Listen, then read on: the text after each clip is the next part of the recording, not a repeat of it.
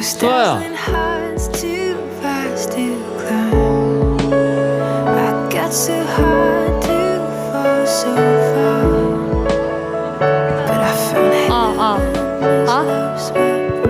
들려?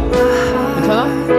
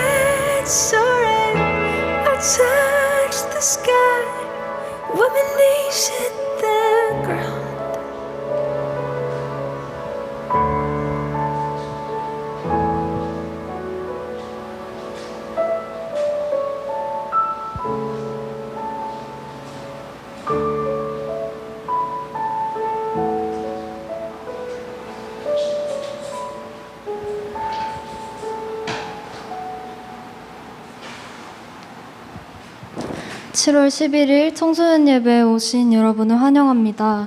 우리 다 같이 사도신경으로 신앙 고백하시겠습니다. 나는 전능하신 아버지 하나님, 천지의 창조주를 믿습니다.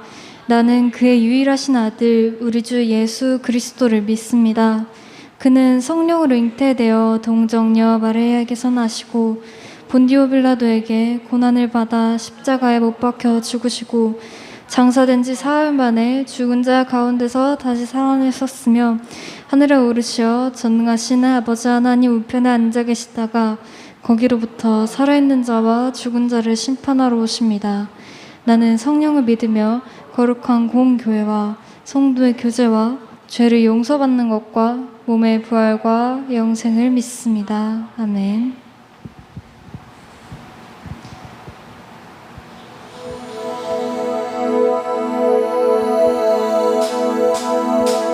나보다 나를 잘 아시는 주님, 내가 주를 떠나 어디로 가겠나이까. 나 어딜 가든지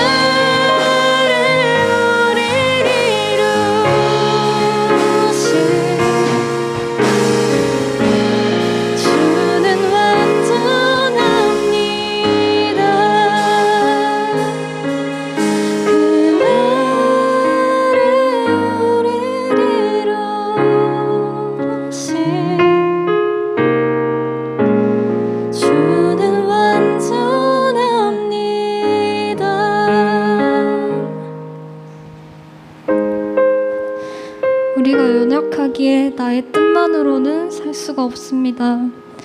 불안 속에 있더라도 그날에 우리를 이루실 주님을 의지하길, 또 변함없이 나를 지키시겠다 약속하시는 하나님을 바라보길, 우리 이 시간 다 같이 기도하시겠습니다.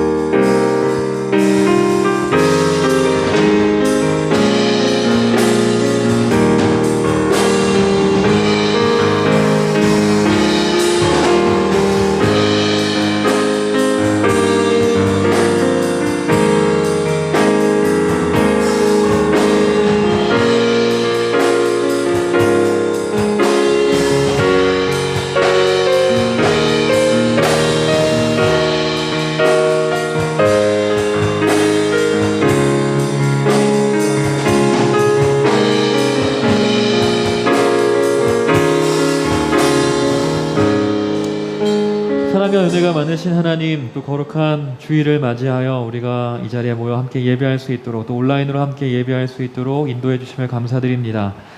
하나님, 정말로 연약한 우리이지만 오늘도 십자가의 그 은혜, 우리에게 베푸신 하나님의 그 구속의 사랑을 의지하여 나아가길 원하오니 하나님의 사랑을 더 깊이 깨달을 수 있는 이 시간이 될 수 있도록 주님 인도하여 주시옵시고, 또 코로나의 심각한 상황 속에 있지만 두려워하고 염려하지 않도록 우리의 마음을 주께 맡기게 하시고, 우리를 돌보시고 우리에게 힘과 능력으로 우리를 보호하시는 그 주님으로 인해 감사하고 기뻐할 수 있는, 또 하나님의 평강이 우리의 마음 가운데 임할 수 있도록 주님 함께하여 주시옵소서.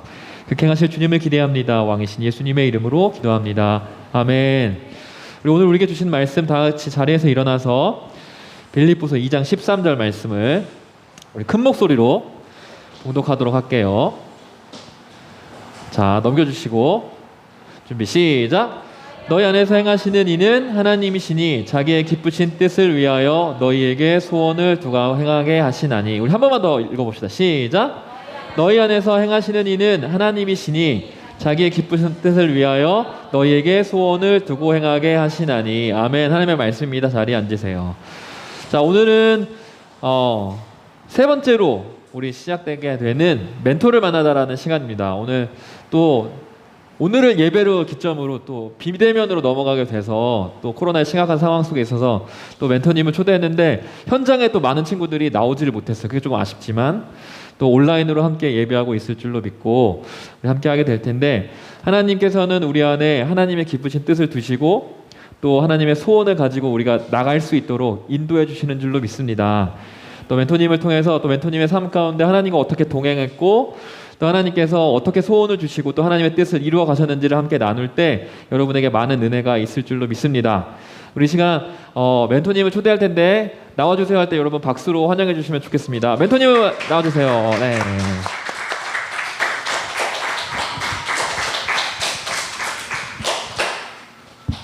네, 만나서 반갑습니다. 저는 청년교회 김도윤이라고 합니다. 또 이렇게 막상 앞에 감사합니다. 네, 막상 앞에 서게 되니까 좀 떨리기도 하고, 또 저의 청소년 때 생각이 조금 나는 것 같아요. 저는 올해 23살입니다. 그러니까 3년, 4년 전까지만 하더라도 저도 여러분들과 똑같은 청소년이었고, 매주 주일마다 이 시간에 함께 예배 자리에 나와가지고 함께 예배 드리고, 또 예배 끝나면 의자 정리하고 순모임했던 그러한 기억이 나는데, 청소년교회를 졸업하고 나서 이 자리에 다시 올 기회가 없다가 오늘 또 이렇게 불러주셔서 너무나 영광이고 또 감사합니다. 근데 이제 앞서 나오셨던 이제 멘토분들께서는 다들 이제 직장인들이셨고, 그러다 보니까 또 자신의 직업에 입각해서 여러분들께 좋은 이야기들을 또 많이 해드릴 수 있었지만, 아까 말했던 것처럼 저는 이제 23살, 아직은 여러분들과 본질적으로 똑같은 학생입니다. 그렇기 때문에 제가 저의 대학교 전공에 입각해가지고 여러분들께 이야기를 드리는 것은 저에게 조금 주제 넘은 이야기인 것 같고요. 다만 그냥 여러분들보다 그냥 조금 더 먼저 입시를 경험했던 교회 형으로서, 그냥 교회 오빠로서 제가 여러분들의 나이 때 어떻게 학창 시절을 보냈었는지, 또 그러면서 어떻게 하나님을 알아가게 되었는지 저의 이야기를 그냥 솔직하게 나눌까 합니다. 저는 저의 이제 전반적인 학창 시절에 있어서, 또 저의 신앙생활에 있어서 굉장히 큰 영향을 미쳤던 사건이 하나 있습니다. 바로 제가 처음으로 참석했던 교회 청소년 수련회를 통해서였는데요. 우리 사진 하나 보여주시겠어요? 네, 이때가 2012년 1월 달에 진행된 겨울 성경학교입니다. 요 사람이 저예요, 요 사람. 우와, 이 사람이 전데. 근데 사실 이때 수련회는 지금하고는 조금 달랐었어요.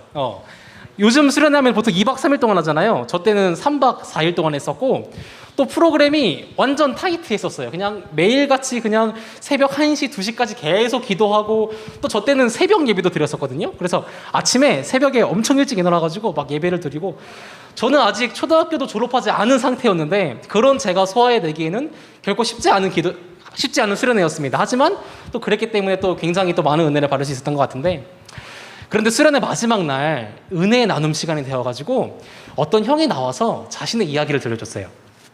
그 형은 당시 세일고등학교 3학년인 형이었습니다. 그러니까 저는 수련회에 참석했던 학생들 중에서 가장 학년이 어린, 그러니까 나이가 가장 어린 학년이었고, 그 형은 그 청소년 교회 중에서 가장 나이가 많은 고3인 형이었는데, 그런데 그 형은 자신의 학교에서 학교 기도회라는 걸 하고 있었어요. 학교 기도회가 뭐냐면 이제 교회 다니는 친구들끼리 학교에서 모여가지고 같이 학교를 위해서 기도하고 또 친구들과 선생님을 위해서 함께 기도하는 모임인데, 당시 세일고등학교에 매주 100명의 친구들이 모여가지고 함께 기도를 하고 있었습니다. 아유, 여러분들 표정을 보시니까 100명은 나와야 기도회지, 약간 이런 표정으로 지금 바라보고 계시는데, 저는 굉장히 놀랐단 말이에요. 어떻게 100명이나 나올 수가 있지? 정말 그 모임이 너무나 아름다워 보였습니다. 그런데 처음부터 세일고등학교 기도회가 그렇게 성장했던 건 아니었어요. 세일고등학교 기도회가 그렇게 커지기까지 그 형의 정말 수많은 땀과 눈물과 헌신이 있었습니다. 그런데 세일고등학교의 일부 선생님들께서는 학생들의 종교 모임을 좋게 보시지 않았다고 해요. 심지어 기독교를 미워하고 박해하는 선생님도 있으셔가지고 그 형은 기도회 한다는 이유 하나만으로 때로는 교무실에 가서 얻어맞기도 했었습니다. 그때만 하더라도 이제 학교에서 학생들을 때렸던 그러한 시대였기 때문에 교무실에 끌려갈 때마다 어차피 교무실 가면 자기가 맞을 거 알고 교복 바지 속에다가 추리닝 하나 더 입고 막 그러면서 막 가면서 막 맞고, 그런데도 그 형은 자신의 모임을 너무나도 사모했기 때문에 그 모임을 그치지 않았고 결국 그렇게 세일고등학교 기도회가 하나님 보시기에 그렇게 아름다운 기도회로 성장했었습니다. 그 이야기를 들으면서 제가 너무나도 많은 은혜를 받았습니다. 그러면서 다짐했습니다. 나도 저런 형 같은 사람이 되고 싶다고. 나도 학교 기도에 열심히 나가야겠다고. 그렇게 초등학교를 졸업하고 저는 상공남 중학교에 입학하게 되었습니다. 아마 이 자리에 참석한 많은 친구들이 또 상공남 중학교를 졸업했거나 또 다니고 있을 텐데, 그런데 제가 중학교에 가기 전부터 이미 상공남 중학교에는 우리 상곡교회 믿음의 선배들이 학교 기도회를 만들어가지고 학교 기도회를 하고 있었어요. 그래서 저도 중학교 1학년, 2학년 때 그 모임에 정말 열심히 나갔었습니다. 시간이 지나가지고 제가 중학교 3학년이 되었습니다. 이 사진 지워주셔도 돼요. 너무 부끄럽잖아요. 좀 멘트를 내리더라도 좀 바꿔주셔도 돼요. 네, 감사합니다. 어쨌든 제가 이제 중학교 3학년이 되었어요. 중학교 3학년이 되어가지고 이제는 중학교 내에서 가장 나이가 많은 최고 학년이 되었기 때문에 그 해부터는 제가 이제 상공남 중 기도회를 이어서 이끌게 되었습니다. 그런데 저는 학교에서 기도 모임도 물론 너무나도 좋지만 학교에서 예배를 드리고 싶었어요. 그래서 저희들만의 예배를 준비해 보았습니다. 준비 찬양하는 친구가 찬양을 하고 돌아가면서 대표 기도를 하고 또 제가 매주 설교를 준비해서 설교를 했었습니다. 아니 뭐 중학교 3학년인 사람이 감히 뭐 막 신학을 연구하고 성경을 연구해가지고 설교를 했던 건 아니고요. 그거는 지금 시켜도 못하고요. 다만 저는 이제 어렸을 때부터 교회에서 이제 목사님이나 전도사님께서 설교하실 때마다 그 모든 설교를 다 노트에다 받아 적었었어요. 그래서 그분들의 설교를 똑같이 카피해 놓은 저만의 설교 원고가 있어가지고 그걸로 또 이렇게 복음을 전하고 또 주기도문으로 예배를 마치는 저희들만의 예배를 준비해 보았었는데, 일주일에 한 번씩 목요일마다 학교 2층에 토론실이라는 곳에서 한 60명 정도의 친구들이 모일 수 있는 곳에서 같이 예배를 드렸습니다. 첫 예배 때 정확히 12명의 친구들이 모였어요. 그런데 정말 놀라우신 하나님의 은혜로 저희 상공남 중학교 예배의 자리가 조금씩 부흥되기 시작했습니다. 예배를 드린 지 2달이 지났을 때 60명이 들어갈 수 있는 친구들이 예배로 나온 아이들로 가득 차서 더 이상은 한 자리에서 예배를 드릴 수 없을 정도가 되었습니다.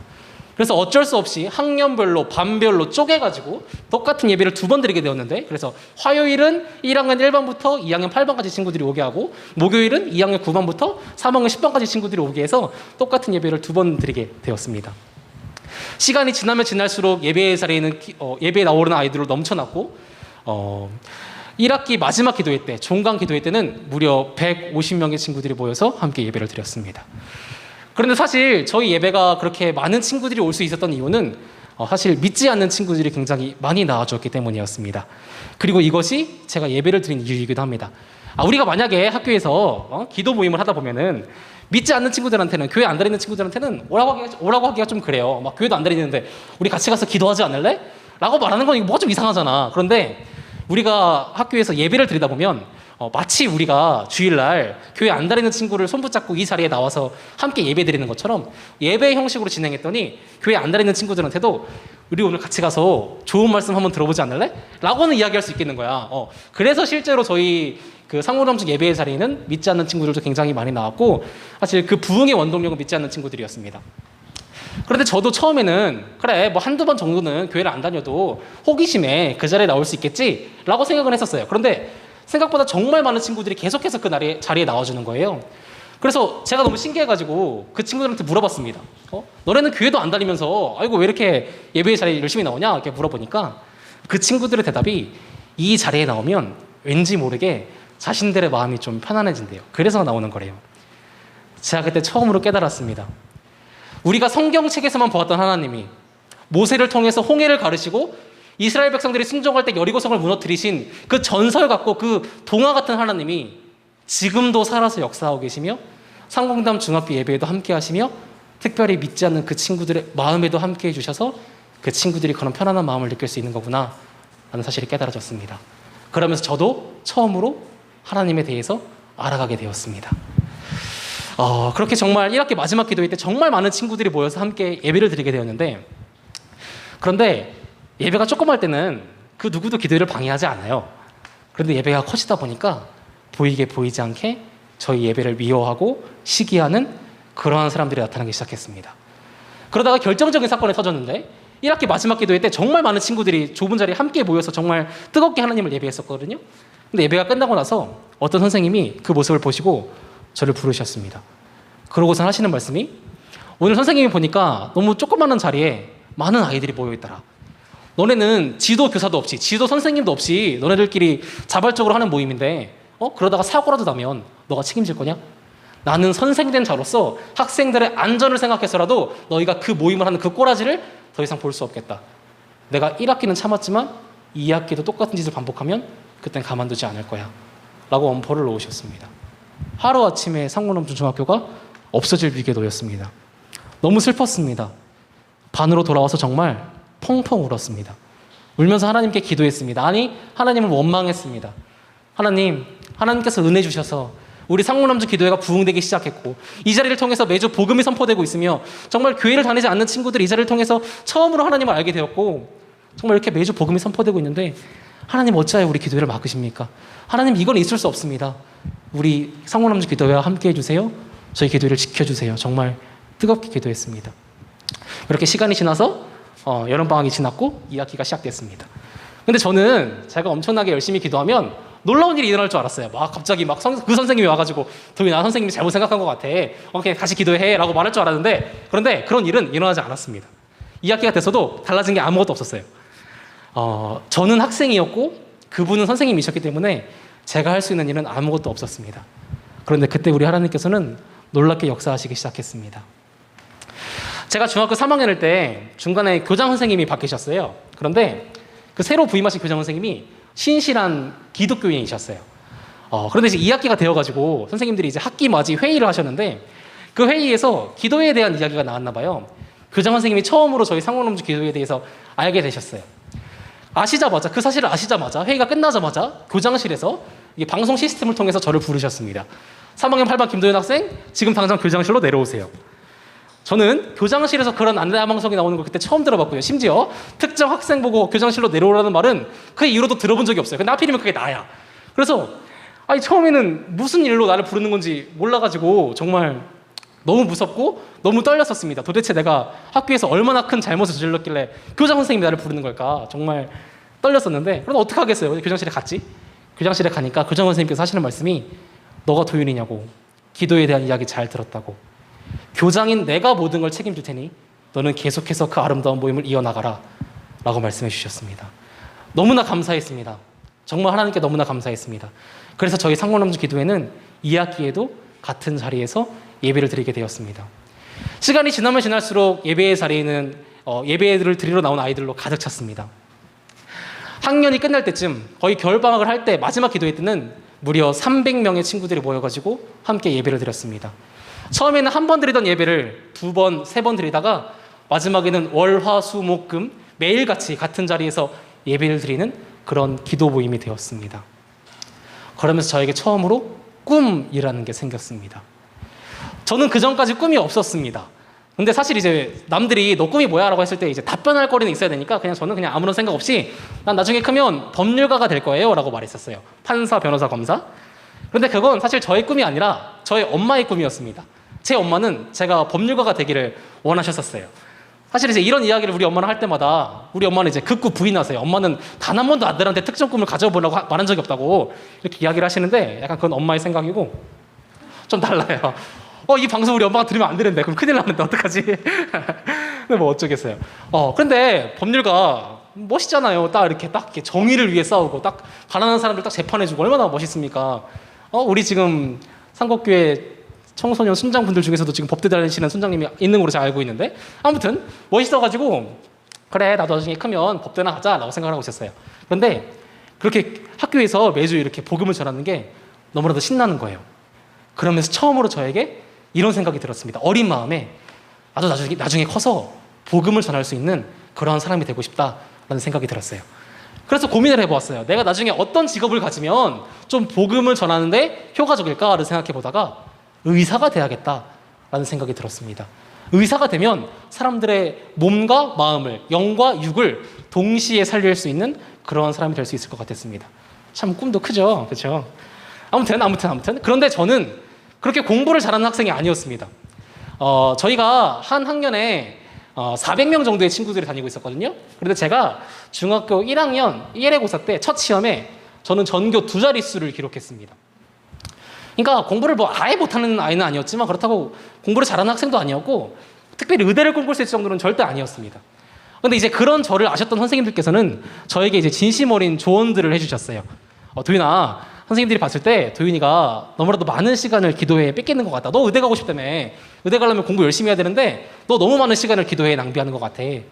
사실 저는 정말 시간이 지날수록 월, 화, 수, 목, 금 매일같이 예배드리죠. 또 쉬는 시간에는 1학년 1반부터 3학년 10반까지 모든 반을 돌아다니면서 그냥 기도회를 홍보했었거든요. 그러니까 교회를 안 다니는 사람이 봤을 때 저는 그냥 기도회에 미쳐있는 놈이었습니다. 그러다 보니까 그런 사실을 아셨던 선생님들께서는 기도에 대한 관심을 조금만 줄이고 이 시간에 좀 공부 좀 해라 라고 이야기를 해주셨어요. 그럼에도 불구하고 저는 그 자리가 너무나도 행복했기 때문에 그냥 저의 고집대로 그 모임을 계속해서 이어나갔습니다. 기도회가 커질수록 저는 점점 더 많은 시간을 기도를 위해 써야만 했고 그럴수록 제가 공부할 수 있는 시간은 줄어들었지만 놀랍게도 기도회를 하면 할수록 역설적으로 저의 성적은 오르기 시작했습니다. 제가 중학교 3학년 1회 첫 시험이죠. 1학기 첫 중간고사 때 제가 태어나서 처음으로 전교 1등을 해봤습니다. 저에게는 정말 있을 수 없는 일이었습니다. 모두가 놀라워했습니다. 사람들도 너 이번에 열심히 공부했나 보다 라는 인사보다 너 이번에 정말 잘 찍었구나 라는 인사를 더 많이 해주셨습니다. 그 정도로 저에게는 말이 안 되는 일이었습니다. 그런데 정말 놀랍게도 그 다음 시험 때도 제가 또 전교 1등을 했습니다. 그리고 저는 전교 1등으로 중학교를 졸업했습니다. 여러분들의 표정을 보니까 정말 재수가 없으시네요 라는 표정으로 지금 쳐다보시고 계시는데 만약에 제가 정말 잘나가지고 내가 막 똑똑해가지고 전교 1등을 한 거였으면 정말 재수 없는 이야기겠죠. 그런데 저는 분명히 압니다. 이것은 제가 잘나서 받은 성적이 아니라 저에게는 과분한 하나님의 은혜였습니다. 그러면서 깨닫게 되었습니다. 우리 하나님께서는 우리가 정말 진실된 마음으로 우리의 시간을 하나님께 드릴 때 그거를 받기만 하시는 분이 아니십니다.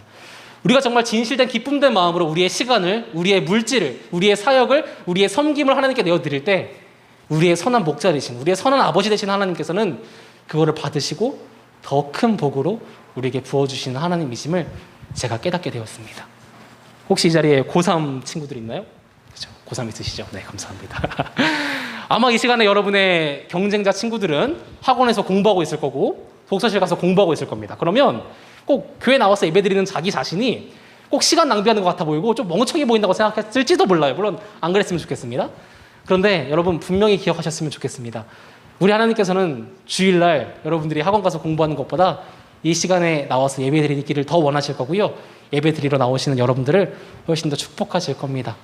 우리의 일상의 삶 속에서도 우리가 정말 진정으로 우선순위로 매겨야 할 가치가 무엇인지 잘 판단해서 정말 하나님의 복을 받아 누리실 수 있는 그런 여러분들이 되시기를 축복합니다.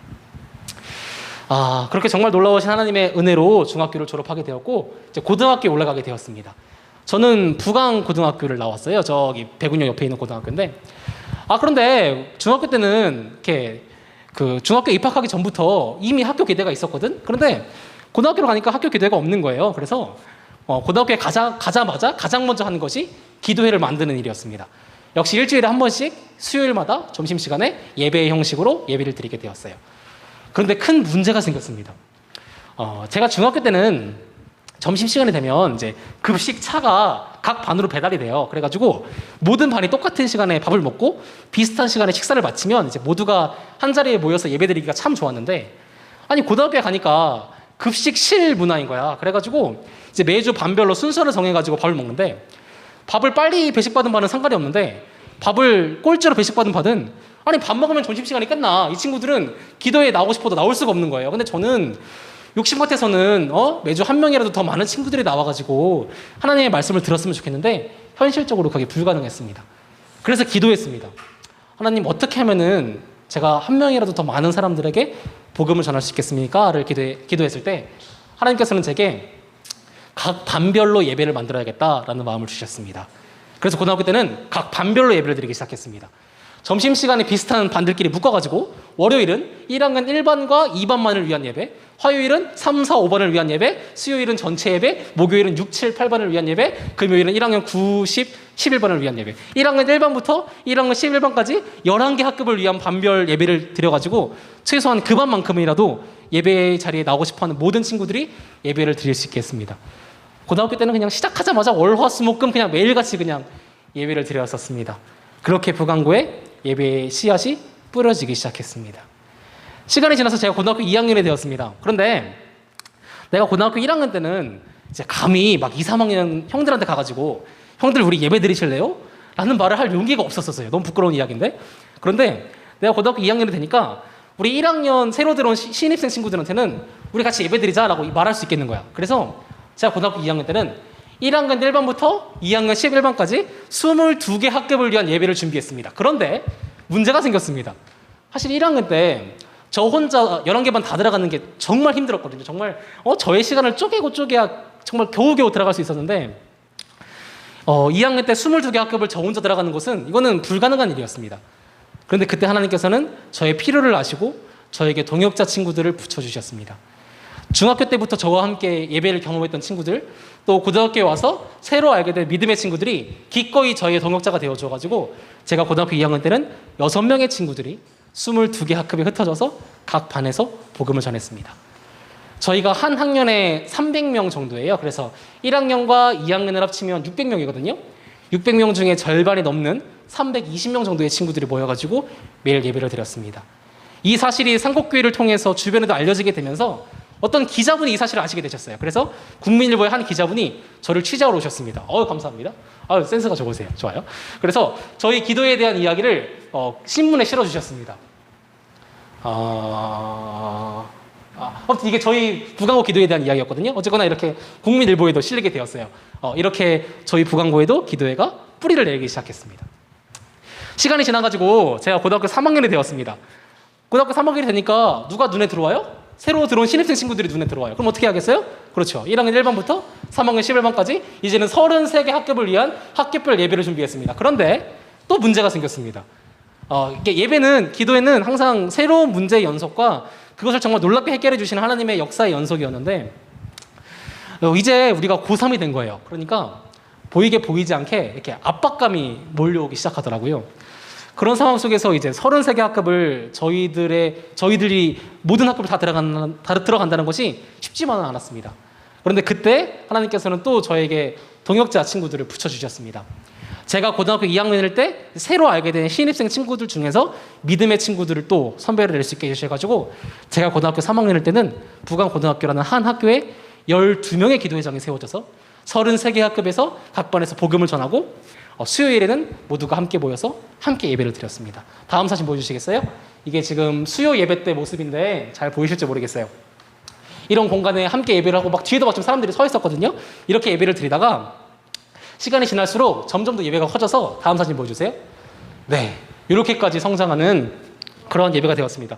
사실 항상 이렇게까지 온 건 아니에요. 이게 제일 많이 왔을 때예요. 그러니까 우리 예배는 항상 이만큼 와요. 이거는 사기고요. 이때가 아무튼 가장 많이 왔을 때인데, 그런데 저희 그 부강고의 예배의 자리가 조금 유명해졌어요. 좀 부끄러운 이야기지만 좀 유명해져가지고 외부 교회에서 목사님들이랑 전도사님들이 사실 저희 부강고에 오고 싶다고 정말 많은 이야기를 해주셨습니다. 그래서 이분이 제가 굉장히 좋아하는 선생님이자 또 이렇게 권사님이신데, 이분이 딱 중심이 되어주셔가지고 외부에서 목사님들이 오신다고 했을 때 이렇게 딱 올 수 있는 환경을 만들어주시고, 또 이상한 분들이 오신다 그랬을 때는 알아서 딱 이렇게 막아주셔가지고 부강고가 일반고거든요. 일반 여러분들과 똑같은 고등학교인데 마치 미션 스쿨이 된 것처럼 수요일마다 이렇게 함께 체프를 드리는 그런 정말 놀라운 일이 일어나기 시작했습니다. 제가 고등학교를 졸업하고 나서도 계속해서 후배 친구들이 기도회를 이어나가 주었습니다. 제가 대학생이 되었을 때 학기 초에 막 모르는 번호로 막 이렇게 카톡이 와요. 카톡이 오면 보면은 선배님 안녕하세요. 저는 부강고등학교 누구누구입니다. 그러면서 자기네들이 올해부터 기도회를 이끌게 되었다고, 기도에 대한 기도 부탁드린다고, 존경한다고 그런 오글거리는 문자들이 오거든요. 그러니까 저는 얼굴도 한번 본 적 없는 친구들인데 정말 그 친구들이 지금도 계속해서 이렇게 기도회를 이어나가지고 있고, 또 기도회장 연락처를 통해서 저에게까지 정말 감사하게 연락을 해주고 있습니다. 정말 저는 이렇게 고등학교, 중학교 4년 동안 정말 놀라우신 하나님의 기도회를 경험할 수 있었습니다. 그런데 학교 기도회도 기도회지만 저 역시도 한 명의 학생으로서 저의 공부 역시 너무나도 중요했었습니다. 특별히 저는 말씀드렸던 것처럼 월, 화, 수, 목, 금 매일같이 말씀 전해야 되죠. 또 쉬는 시간에는 또 각 반에서 홍보해야 됐기 때문에 정말 저의 시간은 많이 없었습니다. 그래서 저는 주말과 야자 시간에 정말 그 누구보다 열심히 공부해야만 했었습니다. 때로는 그러기 위해서 저의 것을 포기해야만 할 때도 있었습니다. 저는 고등학교 3년 내내 단 한 번도 핸드폰을 가져본 적이 없어요. 저는 수능 끝나고 처음 핸드폰을 샀거든요. 그런데 그런 식으로 때로는 저의 것을 포기해야만 할 때도 있었습니다. 그런데 의대를 꿈꾼다는 것이 사실 그 사실 하나만으로도 쉽지 않았습니다. 학교에서 보는 모든 시험을 잘 봐야만 한다는 부담감이 있었고, 학교 생활을 누구보다 잘해야 한다는 압박감을 항상 가지고 살았었습니다. 그러다가 시간이 지나서 저에게도 입시 시즌이 다가왔습니다. 이제 요맘때요, 요맘때. 그러니까 한 7월 달 고3 친구들 이제 기말고사 끝난 요 시점에 이제 입시 시즌이 찾아오는데, 저는 수시 전형으로 대학교를 준비했었습니다. 대학교를 가는 방법이 두 가지가 있어요. 하나는 수능 잘 봐가지고 수능으로 가는 대학교 전형이 있고, 다른 하나는 이제 학교에서, 고등학교에서 보는 중간고사랑 기말고사랑 또 생활기록부 가지고 대학교에 가는 전형이 있는데, 저는 후자 수시 전형으로 대학교를 준비했었습니다. 수시는 총 6군데 학교를 지원할 수 있어요. 그런데 저는 6군데 학교를 다 의대를 썼습니다. 제가 6군데 학교를 다 의대를 쓴다 그랬을 때 저희 학교 진로 선생님이 저를 뜯어 말리셨습니다. 도윤아, 의대라는 곳은 합격한다는 보장이 없다. 너무 경쟁률이 세다. 너 이러다가 재수 없으면 6개 학교 다 떨어질 수도 있다. 그러니까 우리 5개 학교만 의대를 쓰고 하나는 좀 안전한 데를 쓰자라고 이야기를 해주셨지만, 저는 저의 고집대로 6개 학교를 다 의대를 썼습니다. 그 이유는 저에게는 의사가 되어야겠다는 분명한 비전이 있었기 때문이었습니다. 그런데 수시라고 할지라도 또 수능 최저 등급이라는 게 있어요. 수능에서 또 일정한 성적 이상을 받아야 또 수능에 또 이렇게 수시에서 또 경쟁할 수 있는 이렇게 권한을 주는데, 제가 지원했던 6개 학교 중에 5개 학교가 최저 등급을 요구했습니다. 그런데 그 최저 등급이 만만치 않았어요. 제가 지원했던 학교는 최저 등급이 3개 합 3 혹은 4개 합 5였습니다. 그러니까 수능날 국어, 수학, 영어 3과목이 다 1등급이 나오거나, 국어, 수학, 영어 1등급이 나오고 탐구 2등급, 이게 이제 최저 기준이에요. 이거를 맞춰야 이제 그 중에서 선발을 해주는 거야. 그러니까 저에게는 수능 역시 너무나도 중요했었습니다. 그리고 시간이 지나서 저에게도 수능날이 찾아왔고, 저는 상국고에서 수능을 보게 되었습니다. 그런데 제가 현역 때 수능을 완전히 망쳐버렸습니다. 평소 모의고사 보던 것보다, 노이평가 보던 것보다, 아니 고등학교 1학년, 2학년, 3학년을 통틀어서 가장 성적이 저조한 성적을 가장 중요한 수능날 받아버렸습니다. 그래가지고 수능을 많이 못 봐서 저의 수시 원서 6장 중에 최저가 있던 5장이 그날로 종이 쪼가리가 돼버렸습니다. 저에게 남은 학교는 최저가 없던 학교 하나만 남았습니다. 그런데 그 학교는 최저가 없는 대신에 경쟁률이 무지막지해요. 이 학교가 이제 논술로도 친구들을 의대생들을 뽑는데 저희 때는 논술 경쟁률이 380대 1이었고요. 가장 최근 치러진 2021학년도 입시에서는 경쟁률이 480대 1이었습니다. 네이버에 검색하면 다 나와요. 10명 뽑는데 4,800명이 지원을 했어요. 그래서 10명은 뽑히고 4,790명은 떨어지는 거죠. 정말 이렇게 어마무시한 경쟁률이 있는 학교인데 어쩌겠어요. 나한테는 남은 학교 이 학교 하나밖에 없는데. 정말 이 학교에 사활을 걸어야겠다라고 생각을 했던 것 같아요. 근데 이 학교는 면접도 봐야 돼요. 그래서 어찌어찌 해서 이제 면접을 보게 되었습니다. 일요일 날 보게 되어가지고 일요일 오후 면접이어가지고 오전에는 이제 이 시간에 나와가지고 저기 맨 뒤에 앉아가지고 혼자 예배 드리고 예배 끝나자마자 빨리 나와가지고 그 학교로 넘어갔어요. 제가 이제 면접에 대한 이야기를 할 건데 아마 이 중에서 여러분들이 나중에 고등학교 3학년 되시면 대학교 가실 때 분명히 면접 보시는 분들이 있으실 거예요. 여러분들이라면 어떻게 답변하실지 생각하면서 한번 들어보세요. 면접은 3대1 면접이었습니다. 교수님 3분이 앉아 계시고 저 혼자 들어가는 면접이었는데 첫 번째 교수님이 이런 질문을 하셨습니다. 김도현 학생이 생각했을 때 21세기에 문재인 대통령에게 요구되는 덕목을 과거 마키아벨리의 군주론과 연관지어서 설명해 보시겠어요? 이거 문제가 이해부터가 되지 않는 거예요. 제가 잘 답변할 수 있었을까요? 아니요. 그냥 얼버무려 버렸습니다. 교수님의 표정이 급격히 안 좋아지셨어요. 옆에 계시던 두 번째 교수님이 두 번째 질문을 하셨습니다. 김도현 학생, 혹시 우리나라에서 일부 치약 파동이 일어나가지고 치약에서 이제 나쁜 물질들이 나와가지고 일부 치약의 판매가 전면 중단된 적이 있는데 혹시 알고 계십니까? 이러시는 거야. 그런데 사실 저는 그 사실을 알고 있었어요. 왜냐하면 우리 집에서 송염이라는 치약을 썼었거든. 그래서 엄마가 마트에서 1+1 세일할 때마다 치약을 왕창 사놨단 말이야.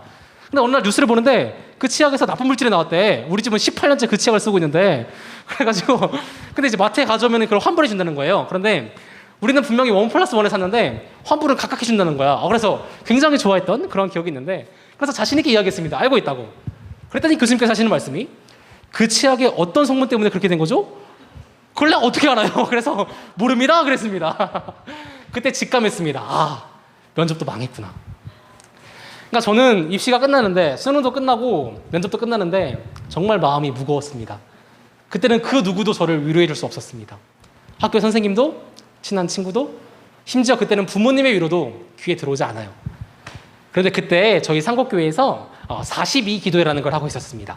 42일 동안 새벽 예배, 수요 예배, 금요 예배 나오는 그런 특별 기도 모임이었는데 그런데 그 당시에 새벽 예배가 끝나면 집사님들이 샘 카페에서 빵이랑 뭐 계란이랑 막 토마토 이런 맛있는 것들을 준비해 주셨어요. 아마 이 자리에도 그 자리에 참석한 분들이 분명히 있으실 텐데 그래서 42기도의 마지막 날 마지막 새벽 예배가 끝나고 저도 이제 샘 카페에 가가지고 이제 빵을 먹으러 갔습니다.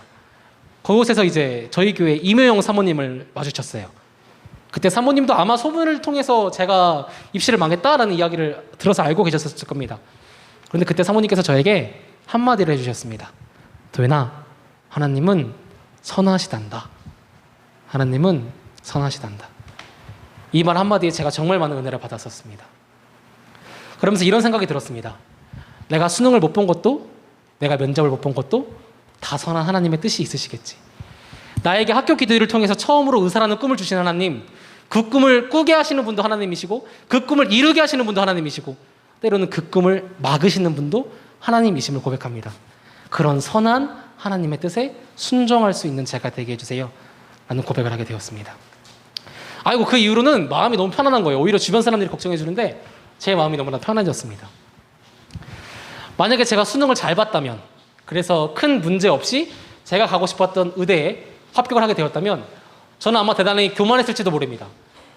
이 모든 게 다 내가 잘나서 내가 공부 열심히 해서 내가 똑똑하니까 의대 간 거야 라고 생각했을지도 모릅니다. 하지만 하나님께서는 수능의 결과물을 통해서 저를 처참히 깨트리셨고 저를 가장 낮은 곳으로 낮추셨고 나의 힘으로 한 것은 아무것도 없으며 모든 것이 하나님의 은혜였고 모든 것이 하나님의 도우심이었고 모든 것이 하나님의 역사이셨음을 고백하도록 하게 하신 다음에 그때 하나님이 다시 또 놀랍게 역사하시기 시작했습니다.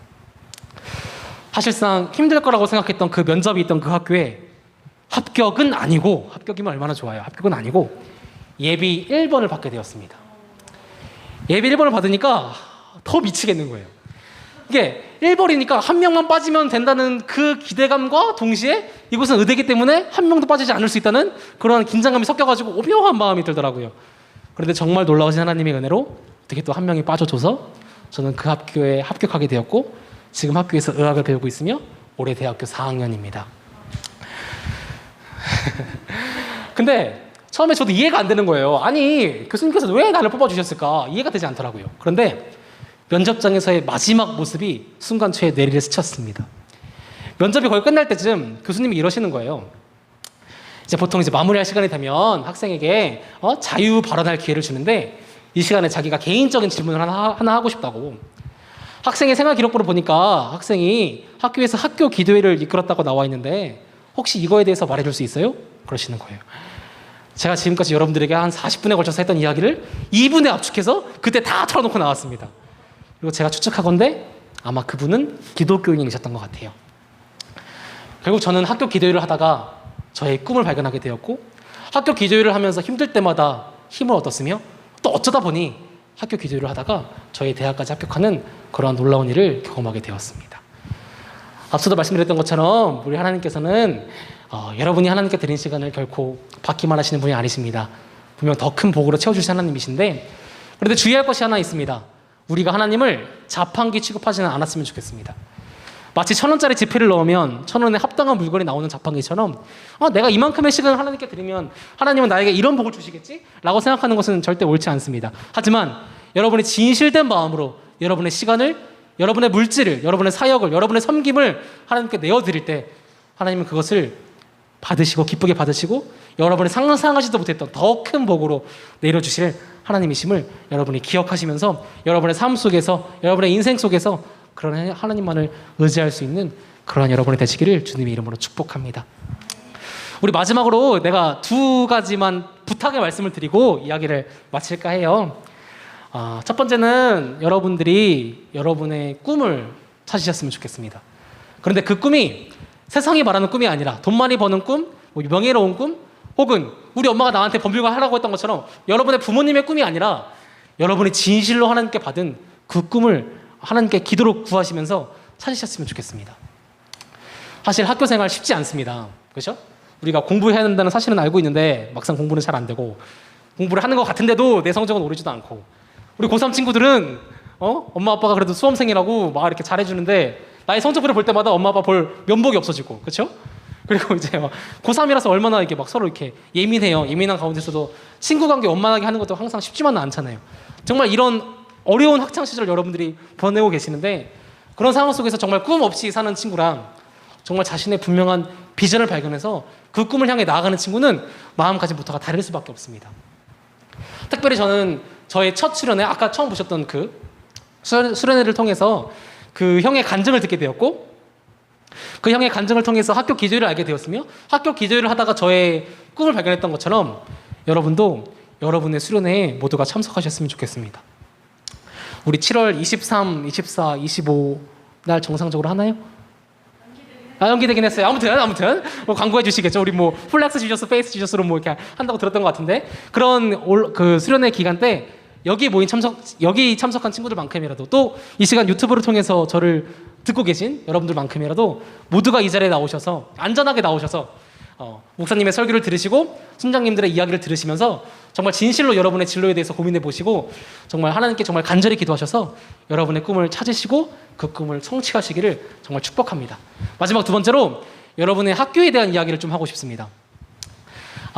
사실 제가 중학교에 가기 전부터 그 이전부터 우리 상곡교회에서는 항상 이제 각 학교에 인근의 각 학교에 학교 기도회를 세우고 여러분들을 이제 학교 기도회장으로 이제 딱 이렇게 보내서 학교에서 예비를 드리게 했는데 이 코로나라는 이 말도 안 되는 상황 때문에 대부분의 학교 기도회가 중단된 거로 알고 있습니다. 하지만 코로나라는 것은 언젠간 정복이 되겠죠. 그래서 이제 자유롭게 다시 또 학교 나갈 수 있게 되었을 때 여러분의 학교는 여러분을 필요로 합니다. 우리가 할 수 있는 게 아니잖아요. 여러분들만이 하실 수 있는 거잖아요. 여러분이 다시 학교에 나가셨을 때 정말 학교에서 함께 하나님을 예배하는 자들이 되셨으면 좋겠습니다. 우리가 잘 아는 말씀이 있죠. 마태복음 18장 20절에 이런 말씀이 있어요. 2-3 사람이 내 이름으로 모인 곳에는 나도 그들 중에 있느니라. 아멘. 우리 또 예배 끝나면 또 퀴즈 하더라고요. 근데 오늘 퀴즈 답이에요. 답이 문제가 몇 명이 모여야 되나요? 답이 두세 사람. 답이 두세 사람이에요. 그러니까 다들 참여하세요. 아무튼 하나님은 분명히 말씀하셨습니다. 2명이 모이건 3명이 모이건 200명이 모이건 300명이 모이건 4,000명이 모이건 그 인원수는 중요하지 않습니다. 하나님은 어느 자리에나 함께 하실 거고 하나님은 동일한 은혜를 여러분의 각 학교에 부어주실 거기 때문입니다. 그러니까 다시 학교가 정상화되셨을 때 여러분들의 친구들과 함께 학교에서 그 놀라우신 학교 기대를 이어나가시다가 정말 하나님께서 상상할 수 없는 큰 축복을 받아 누릴 수 있는 그런 여기 모인 우리 사랑하는 상국의 청소년 여러분들이 되시기를 주님의 이름으로 축복합니다. 이 시간 같이 기도할까요? 반주 넣어주시면 감사하겠습니다. 우리 이 시간 두 가지 기도 제목을 놓고 함께 기도했으면 좋겠습니다. 우선 첫째는 여러분의 비전을 놓고 기도했으면 좋겠습니다. 하나님은 우리 모두를 창조하셨습니다. 당신의 흙으로 빚으시고 당신의 생기를 불어 넣으셔서 우리를 창조하셨는데 하나님이 할 게 없으셔서 우리를 만드신 게 아니잖아요. 하나님은 분명한 계획과 분명한 목적을 가지고 우리를 창조하셨는데 그 하나님의 그 계획, 하나님의 그 목적을 발견하는 것이 우리의 꿈, 우리의 비전을 발견하는 것이라고 생각합니다. 이 시간 기도하실 때 하나님 정말 하나님께서 저를 향하신 그 계획이 무엇입니까? 하나님께서 저를 향하신 그 행하실 일이 무엇입니까? 하나님 제가 그 길을 깨달을 수 있게 원합니다. 하나님 제가 저의 비전을 발견할 수 있게 원합니다. 또 하나님 그 비전에 순종할 수 있는 마음을 주시고 그 비전을 성취할 수 있는 그런 환경을 저에게 열어주세요 라고 기도하셨으면 좋겠고 또 두 번째로 여러분의 학교를 놓고 기도하셨으면 좋겠습니다. 하나님 제가 학교에서 하나님이 찾으시는 그 한 사람, 그 한 예배자가 될 수 있기를 소원합니다. 정말 학교에서 정말 학교가 다시 정상화되었을 때 정말 그곳에서 하나님의 이름으로 함께 모이시는 자가 될 수 있기 원합니다. 하나님 제가 학교에서 정말 뜨겁게 하나님을 예배할 수 있는 그런 강하고 담대함을 우리에게 허락해 주시고 우리에게 동역세를 붙여주시고 정말 우리에게 학교 기도를 할 수 있는 모든 환경을 열어주셔서 정말 하나님께 귀하게 쓰임 받을 수 있는 그런 우리가 되게 해달라고 여러분의 학교와 또 여러분의 비전을 놓고 이 시간 함께 기도하시겠습니다. 기도하겠습니다. 하나님 아버지 감사합니다. 또 정말 주님을 허락하셔서 우리가 이 자리에 나올 수 있게 주님 감사를 드립니다. 주님 하나님께서 정말 저희를 향해서 하나님께서 계획하신 그 길이 무엇입니까?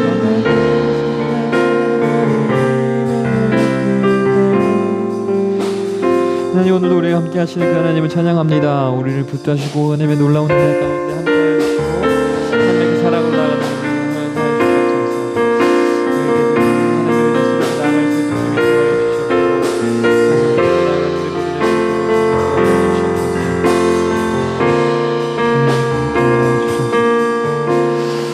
우리 이 시간 한 번 더 찬양하며 기도할 텐데 우리 시선이라는 찬양 있죠. 시선이라는 찬양을 통해서 우리 멘토님을 통해서 또 들은 얘기들을 기억하고 하나님의 시선으로 나의 삶을 돌아보게 해주시고 내가 연약하고 나는 부족하지만 하나님의 눈으로 나를 바라볼 수 있도록 인도해 주셔서 이 상황 속에 부족하고 연약한 우리의 모습이지만 주님과 동행하며 하나님께서 일하시는 것들 내 삶 가운데 역사하시는 것들을 믿음으로 바라보고 동행할 수 있는 우리가 될 수 있도록 그 영적인 눈을 우리 가운데 열어달라고 우리 그 마음을 담아 우리 함께 찬양하며 나아갑시다. 내게로부터 눈을 들어 주를 보기 시작할 때 주의 일을 보겠네. 내 작은 마음 돌이키사 하늘에 꿈꾸게 하네. 주님을 볼 때 모든 시선을 주님께 드리고 살아계신 하나님을 느낄 때 내 삶은 주의 역사가 되고 하나님이 일하기 시작하네. 우리 한 번 더 고백하며 나아갑시다. 성령 하나님 내 삶 가운데 역사하여 달라고. 성령이 나를 변화시켜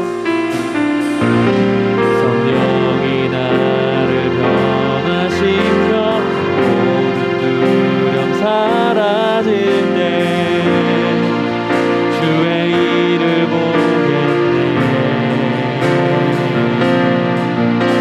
광대한 땅 가운데서 주님 마음 알게 되리.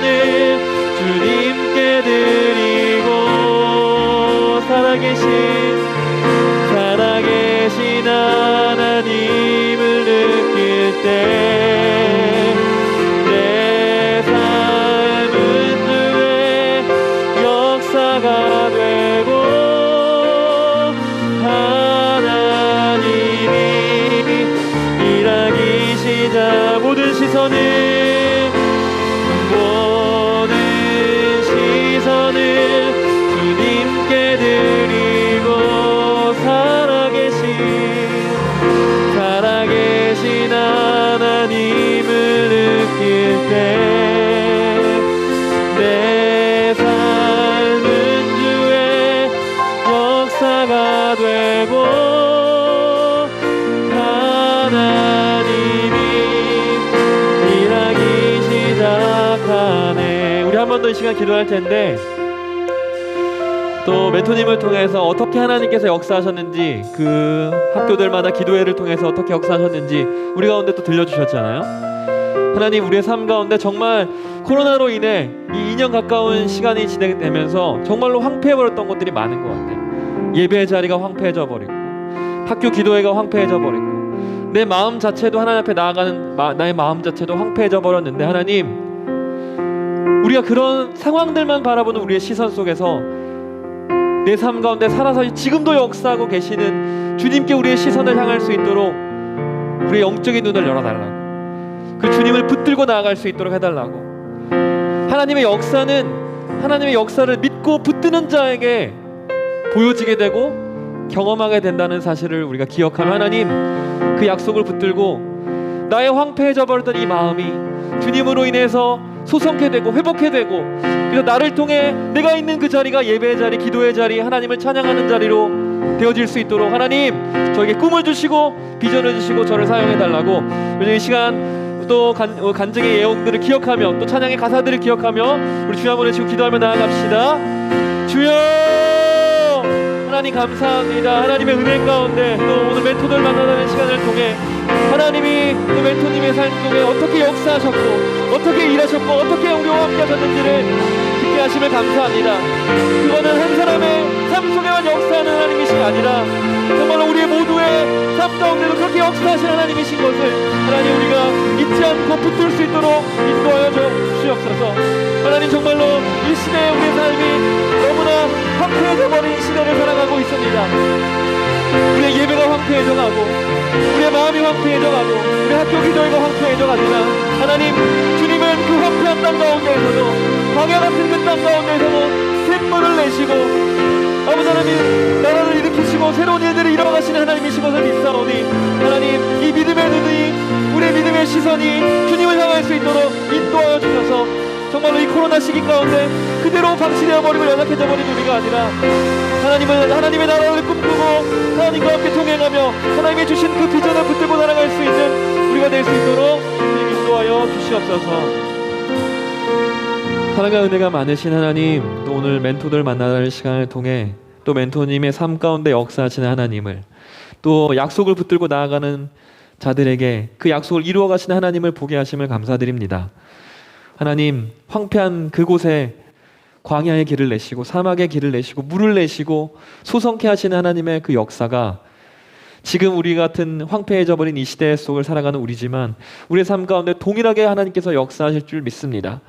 그것을 볼 수 있는 것은 하나님 믿음의 시선인 줄로 믿사오니, 아버지 하나님, 우리 가운데 영적인 눈이 열리게 하셔서 하나님의 일하심을 볼 수 있도록 인도하여 주시고, 정말 황폐해져 버린 우리의 예배 현장, 황폐해져 버린 우리의 마음들, 황폐해져 버린 학교 기도회가 하나님의 놀라운 역사 속에 우리를 통하여 새롭게 소성케 되도록, 그 가운데 열매가 맺히고 꽃이 피어지게 되는 놀라운 은혜가 여기 이 자리에 모여 하나님의 비전을 붙들고 하나님의 꿈을 붙들고 하나님의 시선을 구하는 우리 친구들을 통해서 이루어질 수 있도록 하나님 축복하여 주시옵소서.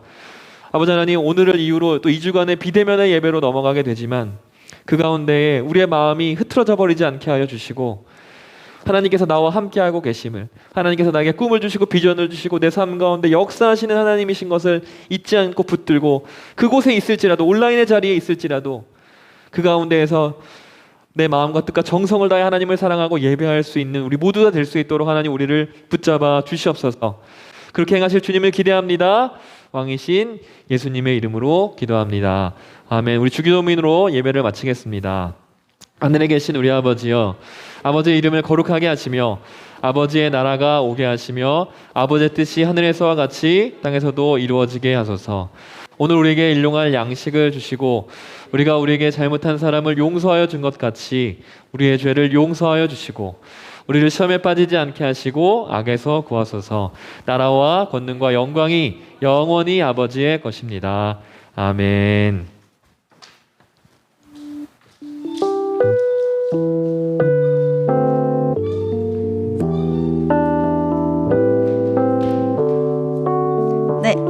안녕하세요. 네, 이 자리에 오신 여러분을 사랑하고 축복합니다. 네, 오늘 광고하겠습니다. 첫 번째 광고는요, 여러분들도 소식을 들으셨겠지만 이제 코로나 거리두기 4단계가 이제 내일부터 실행이 되어서 이제 앞으로 2주간 우리 예배도 비대면으로 드리게 됩니다. 그래서 예배 시간은 동일한 9시 30분부터 시작이 되고 청소년교회 유튜브로 비대면으로 들으시면 되고 꼭 이제 예배에 입장하셔서 실시간 댓글로 출석을 남겨주시면 됩니다. 그리고 이제 헌금도 어떻게 드릴까 여러분 이렇게 고민하시고 계실 수도 있지만 그래서 이 헌금 봉투를 이제 순모임 시간에 이제 나눠 드릴 거예요. 순장님들은 순원에 맞게 인원에 맞게 챙겨 가셔서 이제 예배 시간마다 하나님께 드릴 헌금을 여기다 이렇게 차곡차곡 이렇게 드림으로 또 이제 현장에 올 때 현금 목도 이렇게 와서 하나님께 드리면 됩니다. 네, 그래서 순장님들이 숫자 맞게 챙겨가 주세요. 뒤에 현금함에 있습니다. 네, 생일 축하하겠습니다. 이번 주 생일은 7월 11일 양지희, 이성준, 김선미, 13일 표수진, 14일 김하은, 15일 윤지훈, 16일 정연우 친구들이 이번 주 생일을 맞이했네요. 네, 이 자리에 우리 하은이가 왔어요. 그렇죠? 우리 하은이가 왔는데 혹시 자리에 들어주실 수 있나요? 와우, 너무 감사합니다. 생일 선물 혹시 캐비넷에 있는데 꺼내줄 수 있으신가요? 네, 캐비넷에 생일 선물이 있습니다. 네, 우리 너의 발걸음 우리 하은이를 축복해 주도록 하겠습니다. 와우, 네, 너의 발걸음 너의 발걸음 걸음 가는 길마다 예수의 흔적이 되어주길 너의 손길이 닿는 그 모든 곳에 주님이 함께 하실 거야. 축하합니다. 생일 선물 우후.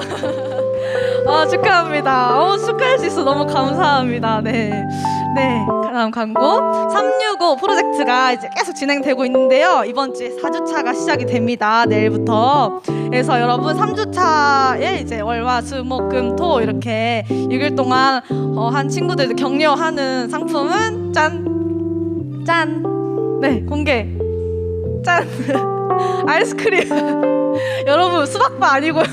아이스크림 기프티콘을 드리도록 하겠습니다. 또 여름이라 또 계속 과자 주다가 이제 시원한 거 어떠냐라고 하셔가지고 이제 아이스크림 기프티콘을 여러분들에게 3주차 다 완료하신 친구들에게 격려품으로 드리도록 하겠습니다. 네, 4주차도 파이팅 합시다. 네, 파이팅. 워십 트레인이 매주 금요일마다 합니다. 8시 30분에 진행하는데요. 이번 주엔 어떤 팀과 함께 할지 영상으로 확인합시다. 주 사랑해요 온 맘 다하여 날로 다할 수 없어요 주 사랑. 네, 위버 팀과 함께 합니다. 그래서 워십 트레인은 아마 계속 본당에서 함께 할 수 있는 거죠. 모르나요? 네, 오케이. 네, 알겠습니다. 그래서 실시간으로도 우리 삼국 TV를 통해서도 함께 할 수 있습니다. 그래서 이 시간에 우리 꼭 기억해서 함께 했으면 좋겠고, 워십 트레인이 끝나면 뭐가 있죠? 온기가 있죠. 네, 온기가 이제 또 현장으로는 또 못 오게 돼서 새롭게 시작을 하는데요. 어떻게 새롭게 시작하느냐? 이제 매주 주제를 정해서 여러분과 이제 토크 형식으로 이제 실시간으로 이렇게 얘기도 하고 또 주제를 주면 이제 같이 또 그런 이렇게 주제에 맞게 답변을 받아서 나누는, 그래서 토크 형식으로 진행이 되고 또 찬양도 많이 하고 또 기도도 빠지면 안 되니까 기도도 하는데요. 이번 주 주제는 감사입니다. 그래서 지금 서지미 순장님께서 하이틴즈 소통방 이제 116명이 있는 소통방에 감사 이제 폼을, 네이버 폼을 이제 보내주셨을 거예요. 그래서 그 폼에 들어가면 올 한 해 내가 감사했던 것이 무엇이 있었는지 쓸 수 있는 칸이 있는데 또 써주시고 또 기도 제목이 있으시다면 기도 제목도 적어주시고 해서 금요일에 우리 또 유튜브와 또 인스타그램을 같이 할 거예요. 그래서 되게 그 전까지는 좀 무겁고 뭔가 이제 그런 분위기였을지 모르지만 이제는 또 새롭게 좀 밝게 또 같이 같이 소통하면서 하는 시간을 가질 거니까 여러분 기대 많이 해주시고 참여를 부탁드립니다. 네, 넘겨주세요. 네, 여름 수련회가 아까 도현 멘토님께서도 네, 그랬었지만 9월로 여러분 연기가 되었습니다. 도저히 모일 수가 없고 많은 활동을 또 많이 못할 것 같아서 9월로 연기가 되니까요. 많이 아쉽죠? 저도 많이 아쉬운데 또 하나님께서 허락하신 그 시간을 또 기대하면서 또 함께 기도하면서 기다렸으면 좋겠습니다. 네.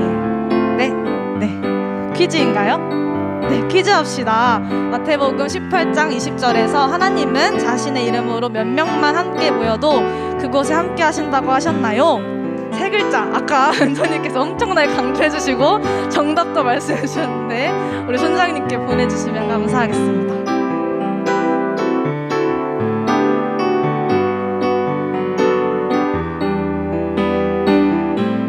네, 너무 쉽죠? 온라인 친구들도 보내주시면 감사하겠습니다. 네, 이제 수모임을 하러 갈 건데요. 수모임 주제는 따로 없고 오늘 이제 시간을 통해 잠깐 짧게 안부 나누시고 또 우리 멘토님께서 우리 간식을 또 준비해 주셨어요. 우리 또 나가실 때 간식을 빠삐코를 준비했습니다. 감사합니다. 그래서 수모임 끝나고 하나씩 들고 나가시면 됩니다. 여러분 너무 아쉽지만 다음 주엔 꼭 온라인으로 만나요, 여러분. 네, 의자 정리하시고 손길이 잠깐 모이도록 하겠습니다. 가